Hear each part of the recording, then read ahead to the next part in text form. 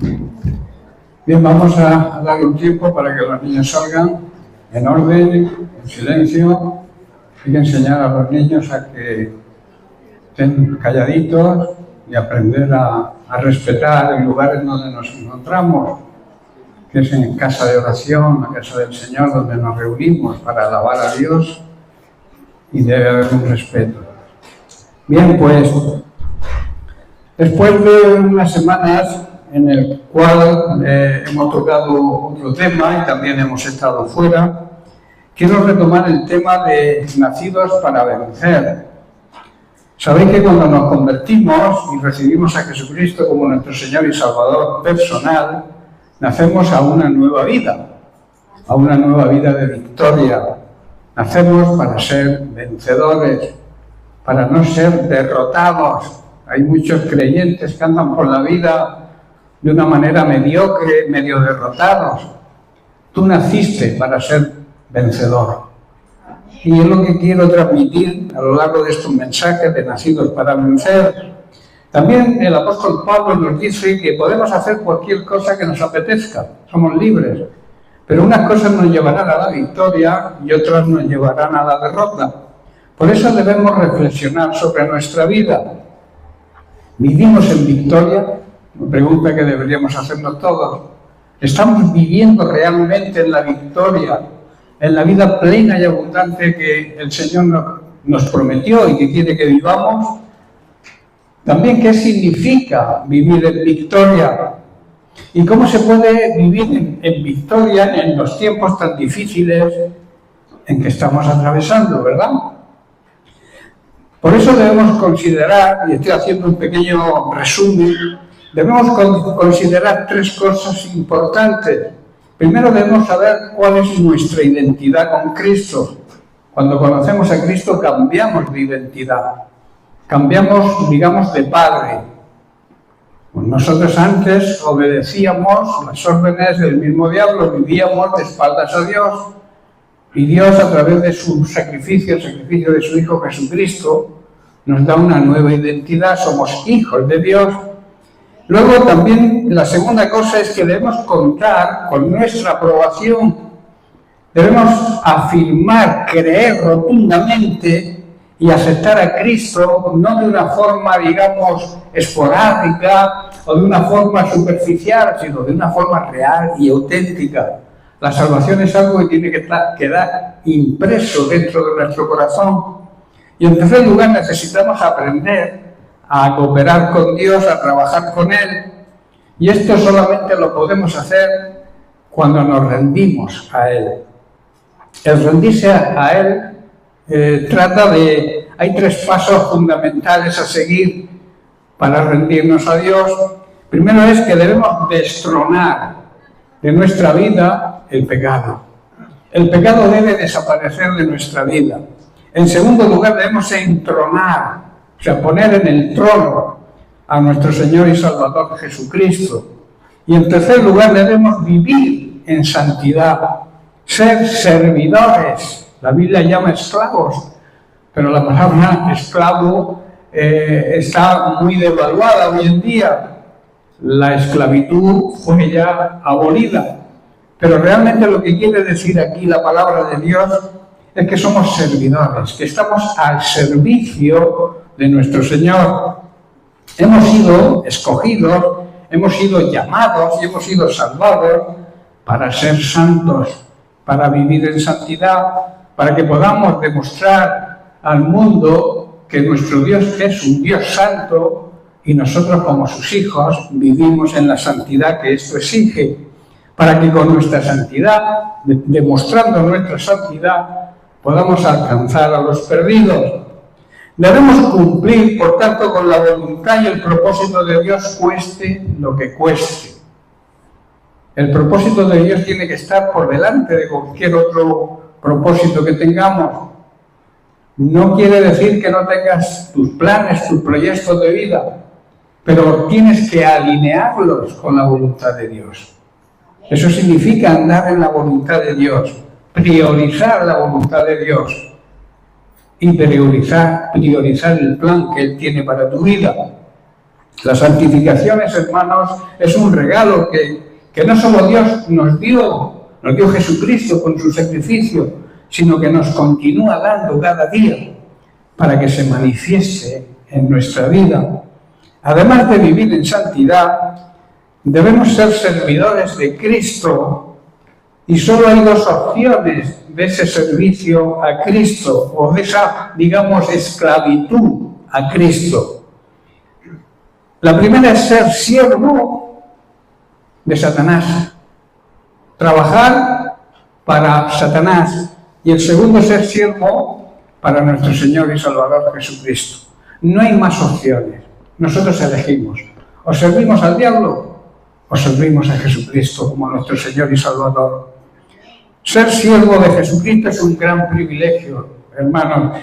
Es algo que no se puede entender con la mente humana y que, contrariamente a lo que podamos pensar sobre el término esclavitud, nos trae varias cosas importantes que las que estamos analizando.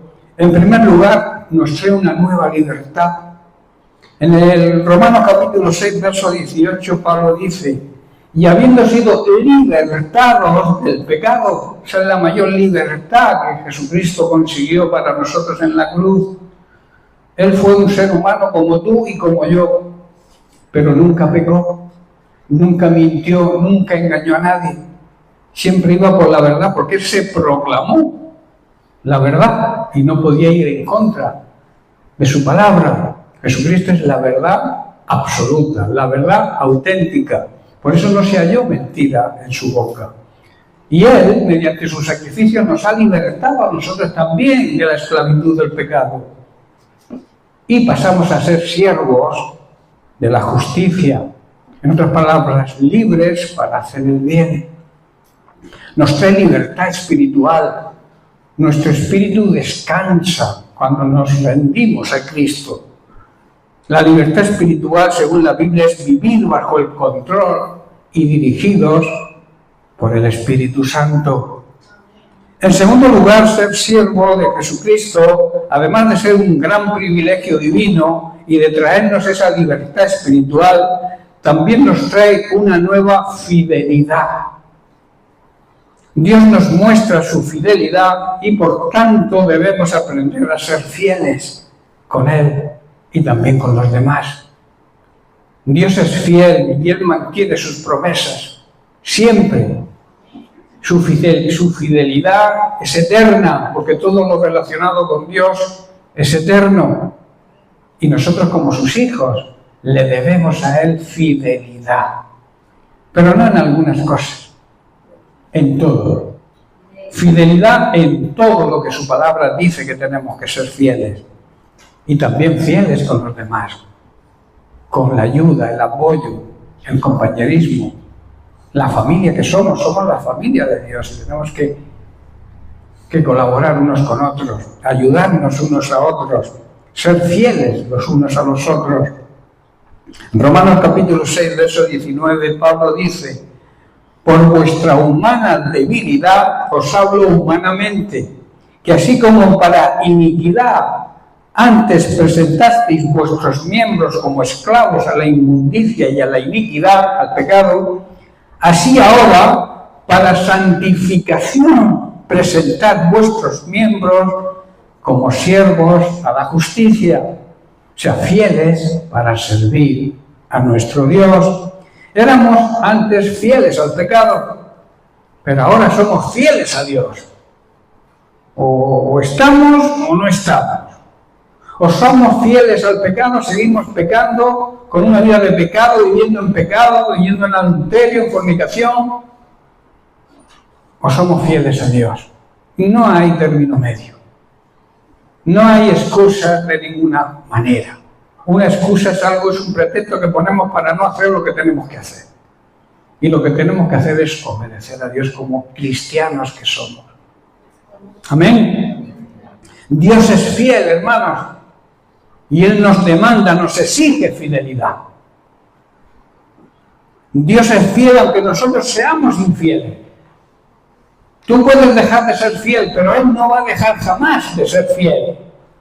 La fidelidad, así como el amor, la misericordia, la bondad de Dios, la tendencia a hacer el bien, son parte de la esencia de Dios y Dios no cambia. Dios es el mismo ayer, hoy, por la eternidad. En 2 de Timoteo capítulo 2, versículos 11 al 13, Pablo le escribe a su discípulo y es de aplicación para nosotros hoy. Dice, palabra fiel es esta: si somos muertos con Él, o sea, si crucificamos nuestro viejo hombre con Él en la cruz, también viviremos con Él, resucitaremos. Jesucristo resucitó, ¿verdad? Pues nosotros también resucitaremos a una nueva vida. Si sufrimos, también reinaremos con Él. Seremos participantes de su reinado. La Biblia dice que somos reyes y sacerdotes. Si le negamos, Él también nos negará. Si fuéramos infieles, en cambio Él permanece fiel. Él no puede negarse a sí mismo. Esta declaración es una gran verdad y es digna de toda confianza. Si morimos con Él, repito, si morimos por Cristo, si dedicamos nuestra vida a servir a Cristo, también viviremos con Él, reinaremos con Él y recibiremos de Él esa vida plena y abundante que nos promete como un anticipo de la vida eterna aquí en la tierra. Si por el mismo motivo soportamos privaciones y sufrimiento, la Biblia dice que reinaremos con Él. Por eso, si estás atravesando sufrimiento, crisis, problemas, angustia, siéntete gozoso, porque la promesa es que serás rey con Él. Reinaremos con Él. Compartiremos su reinado. Pero en cambio, si le negamos, si dejamos de reconocer su amor, su bondad, su misericordia y su fidelidad, y no admitimos su exigencia, no admitimos tampoco que Dios existe como hace la gente incrédula, Él nos negará también. Si somos infieles, en cambio Él permanece fiel, pues Él no puede negarse a sí mismo, no puede negar quién es. Él jamás rompe, deja de cumplir una de sus promesas cuando nosotros hacemos lo que nos exige Dios para que se cumplan. ¿Estáis entendiendo? Él es fiel a sus promesas, las cumple. Pero hay una contrapartida, hay una exigencia que Dios nos hace para que esas promesas se cumplan. ¿Estáis entendiendo, hermanos? Fidelidad significa lealtad, observancia de la fe que alguien debe a otra persona. En nuestro caso, la lealtad que le debemos a nuestro Dios.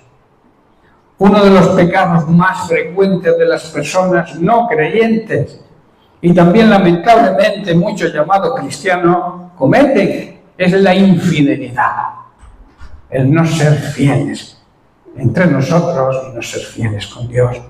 Cada vez se va perdiendo todos los principios básicos y esenciales sobre la fidelidad.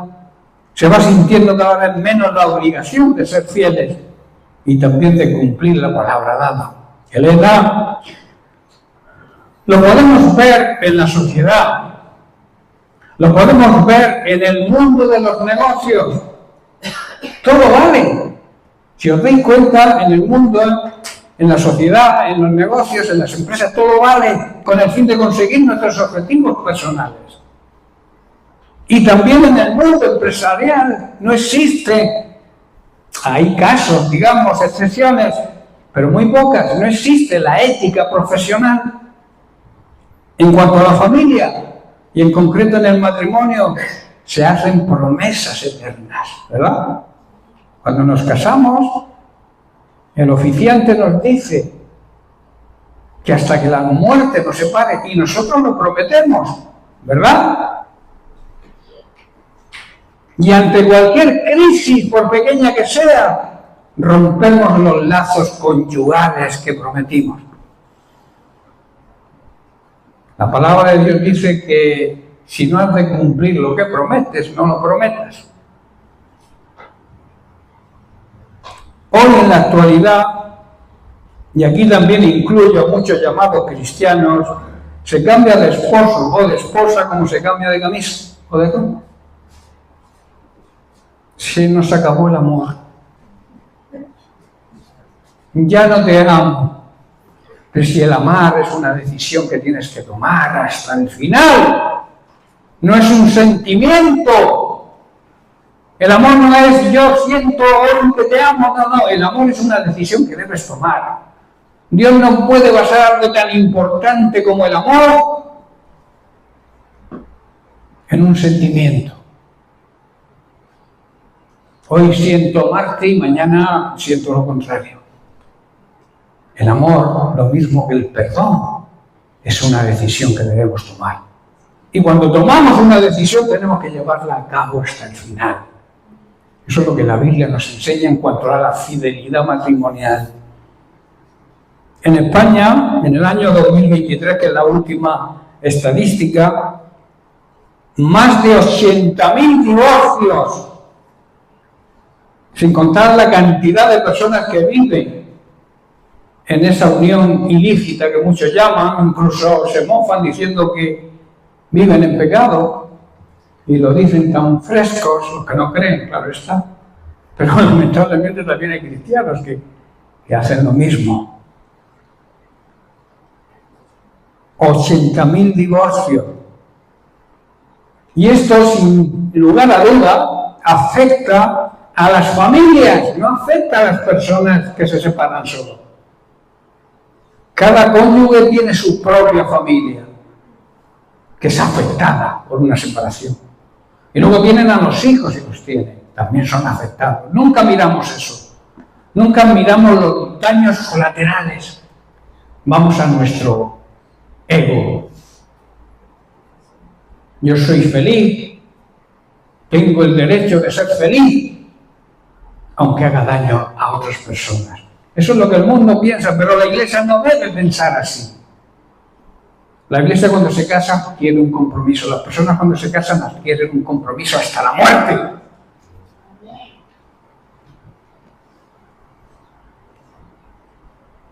Y también afecta como consecuencia a la sociedad. Los impuestos suben cuando hay divorcios porque hay que afrontar las pensiones. Los hijos que se quedan uno con dos padres por un lado, con dos madres y se casan de nuevo, un desastre total. Los niños viven, los hijos viven desestructurados. Una semana con papá y otra semana con mamá. Cuando ellos aman a los dos y quieren ver a los dos juntos, el niño sufre, padece. No seas egoísta. En cuanto a la Iglesia, también vemos que muchos se llaman a bombo y platillo cristianos. Le prometen honra, respeto y obediencia a Dios. Y también son infieles a esas promesas. No son fieles a Dios ni a su palabra, que nos habla de un compromiso espiritual con la obra de Dios, que nos habla de servicio, sin contar la infidelidad en cuanto a diezmos y ofrendas. Cuando nos tocan el bolsillo nos salimos por la tangente, siempre buscamos una excusa para no obedecer la palabra de Dios. Eso es falta de fidelidad a Dios. Debemos ser fieles a Dios, como dije al principio, en algunas cosas, en todo. Y la palabra de Dios es bien clara en cuanto a diezmo y ofrendas, y en cuanto a ser fieles con Dios. Si tú no eres fieles con Dios, no le exijas a Dios nada. Dios te podrá dar algo por su misericordia, por su amor, pero no le podemos exigir a nada a Dios si no somos fieles con Él, en todo. Amén. Amén. Los mentirosos no entran en el reino de los cielos. Amén.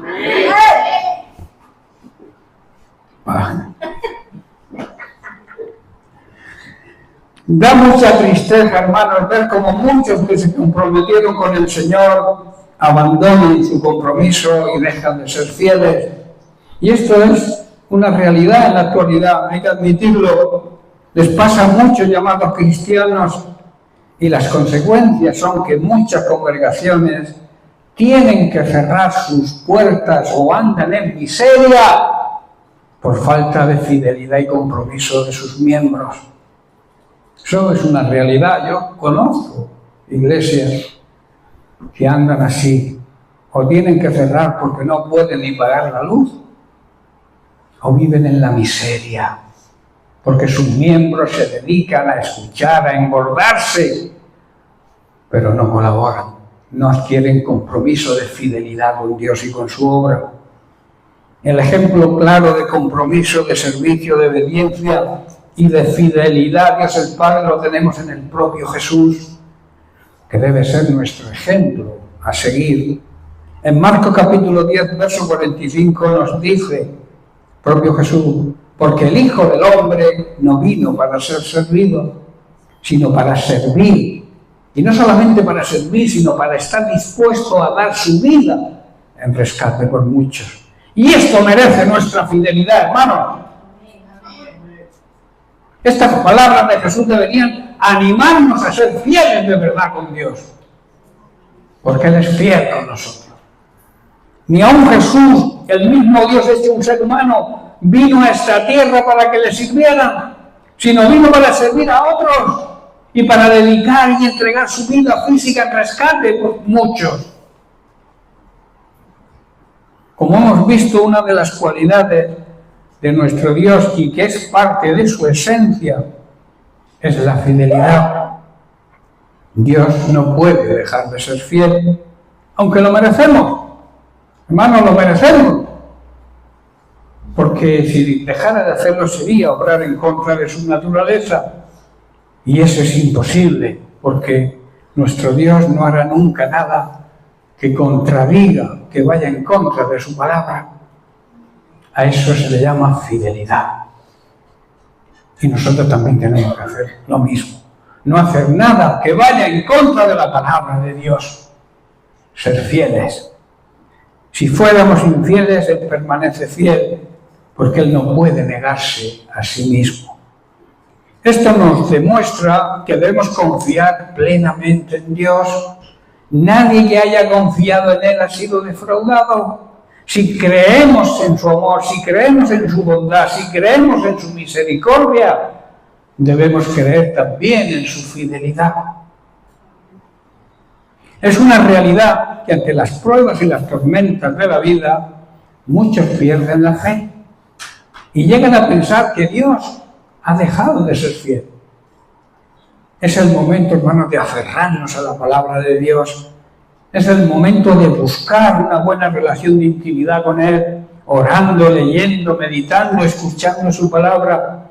Y esa relación con la palabra de Dios hará que nuestra fe aumente y volvamos a confiar en Él y a reconocer que Dios sigue siendo fiel y que nos sacará adelante en medio de cualquier crisis o cualquier tormenta.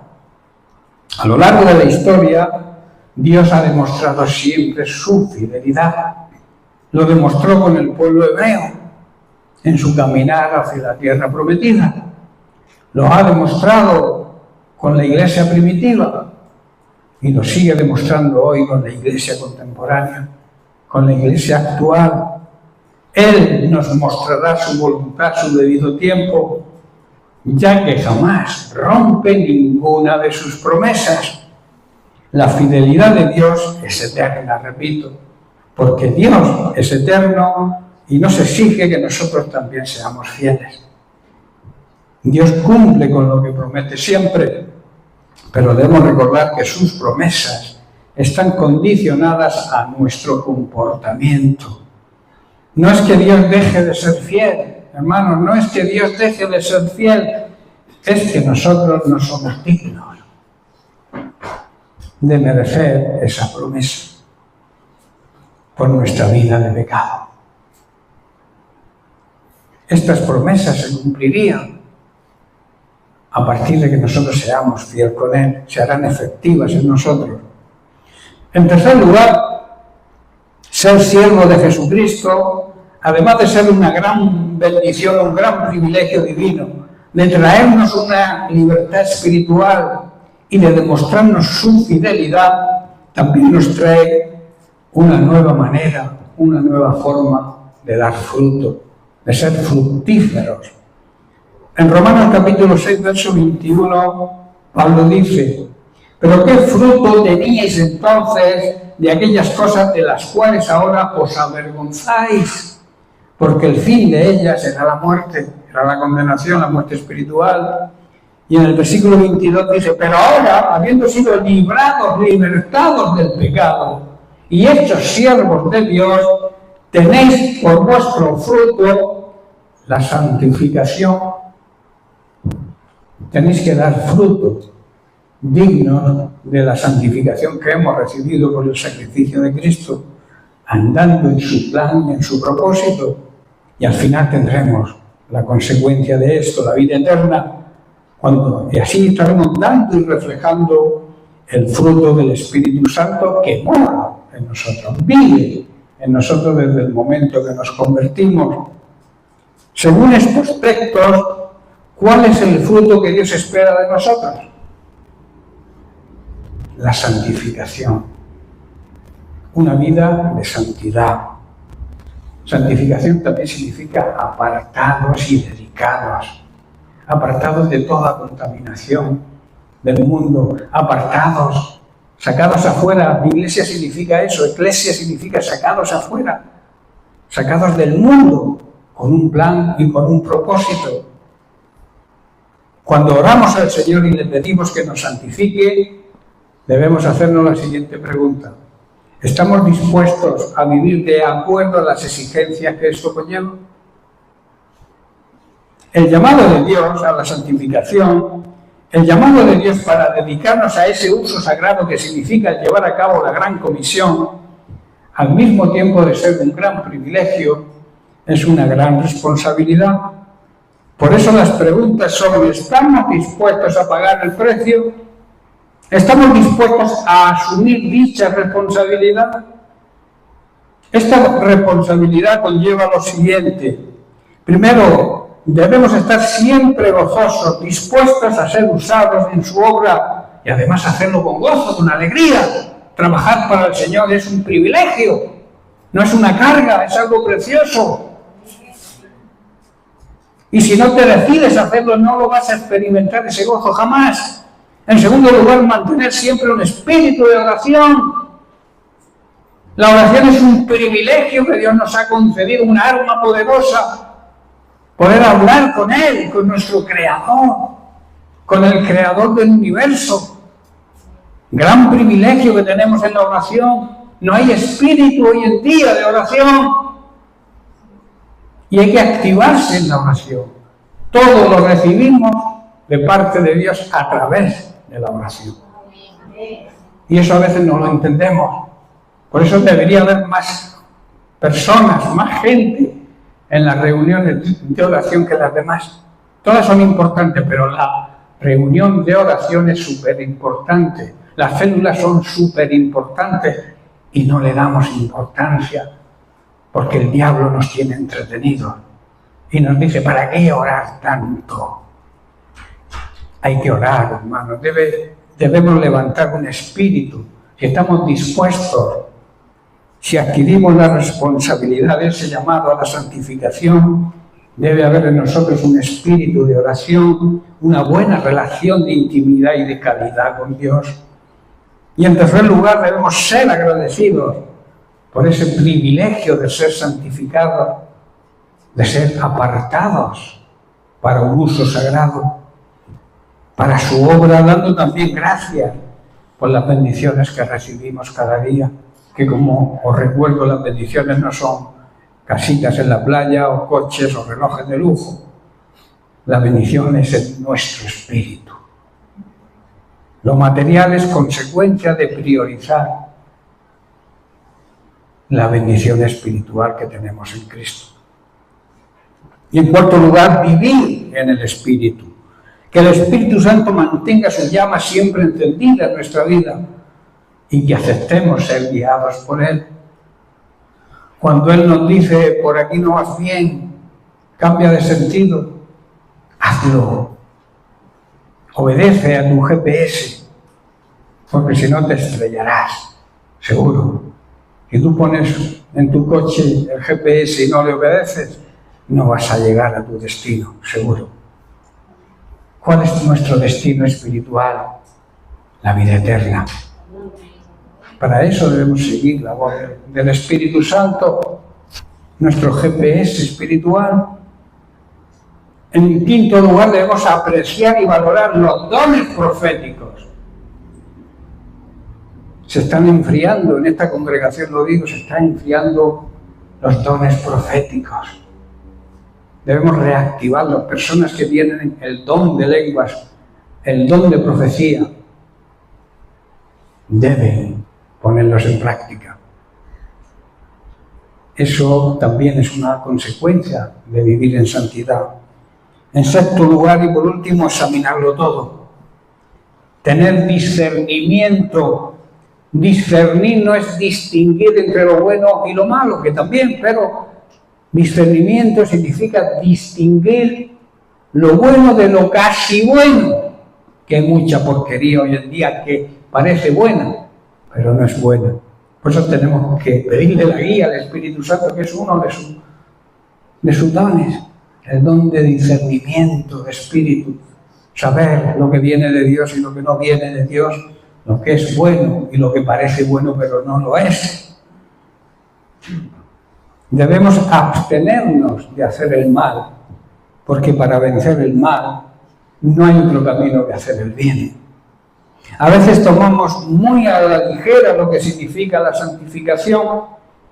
La santificación implica una decisión firme y total de anteponer los intereses de Dios a nuestros propios intereses. La santificación también nos obliga a estar centrados en la manera de cómo Dios piensa, entender su mente, entender la mente de Dios, que está reflejada en las Sagradas Escrituras. Lo que Dios piensa lo encontramos en las Sagradas Escrituras, hermano. La Biblia, de ahí la necesidad de leerla y estudiarla cada día. La palabra de Dios es el alimento espiritual, el alimento de nuestro espíritu. Tú quieres tener un espíritu fortalecido, come de la palabra de Dios cada día. Igual que comes para mantener tu cuerpo fuerte. A veces alimentamos solamente el cuerpo o la mente con ideas, pensamientos, deducciones, a veces equivocadas, pero no fortalecemos el espíritu, que es la parte más importante, es lo que realmente somos. No lo fortalecemos con la palabra de Dios. La santificación también nos obliga a dedicar todo nuestro ser, espíritu, alma y cuerpo a que se cumpla su propósito general. ¿Cuál es el propósito general de Dios? Rescatar almas de la condenación eterna. Y también su propósito personal y particular para cada uno de nosotros. Si tú quieres saber el propósito que Dios tiene para tu vida, busca intimidad con Él. Relaciónate íntimamente con Él. Búscalo a solas, donde no haya ruido, donde nadie te moleste. Busca la presencia de Dios y habla con tu Padre Celestial. Y Él que te contempla en lo oculto, te va a recompensar en público. Esas verdades y promesas de la palabra de Dios. Y por último, la santificación conlleva el parecernos cada vez más a Jesucristo. Que podamos reflejar su carácter. Que las personas que nos rodean vean a Jesús en nosotros. Pregúntate, ¿están viendo mis vecinos, mi familia inconversa? ¿Están viendo a Jesús en nosotros? Hazte esa pregunta y contéstala tú mismo. Y si ves que la respuesta no es una respuesta que sea buena, pega el cambio. Actúa. Si estamos haciendo una cosa que no nos va bien y tenemos la oportunidad de hacerla bien, No seamos necios y hagamos las cosas bien.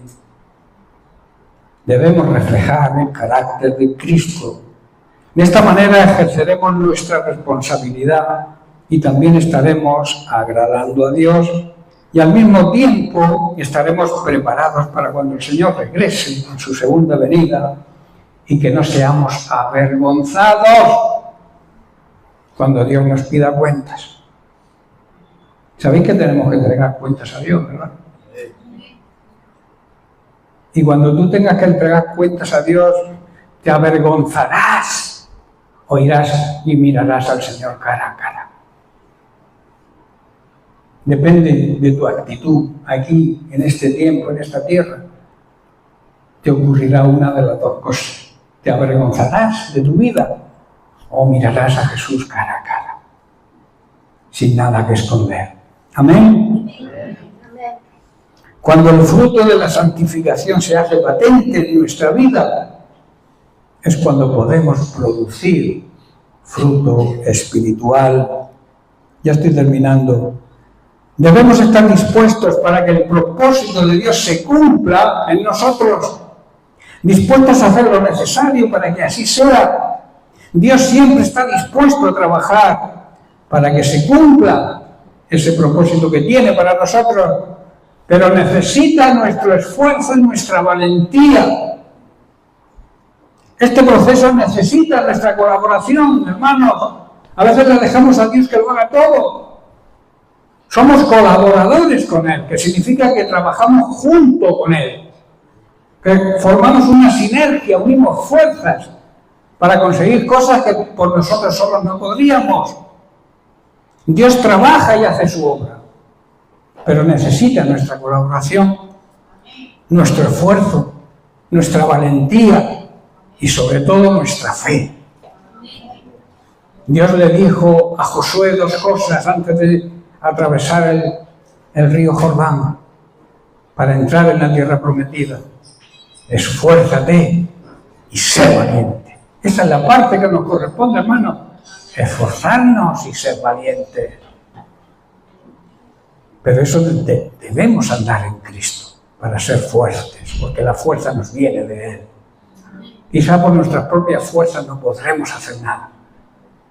Pero Pablo dijo, todo lo puedo en Cristo que me fortalece. Todo lo puedo, incluso vencer la atadura que tengo del pecado. Eso también Dios, Jesús, nos da las fuerzas para salir vencedores. Necesitamos esfuerzo y valentía. Y termino con un salmo de David, el Salmo 138, versículo 8, donde David declara: el Señor cumplirá su propósito en mí. Tu misericordia, oh Dios, es para siempre. No desampares la obra de tus manos. Al decir el Señor llevará a cabo los planes que tiene para mí, está reconociendo la fidelidad y el amor de Dios, el cual permanece para siempre. Nunca nos abandona, porque Él nos creó. Somos la joya de la creación. David, con esta oración, declara y reconoce que él desea y está dispuesto a hacer todo lo necesario para que el propósito de Dios se cumpliera en su vida. Y eso es lo que debemos hacer nosotros. La oración de David: el Señor va a cumplir su propósito en mí y yo voy a hacer todo lo posible para que así sea. Esa debe ser nuestra oración. ¿Amén? Bien, pues seguiremos la semana que viene. Que Dios les bendiga.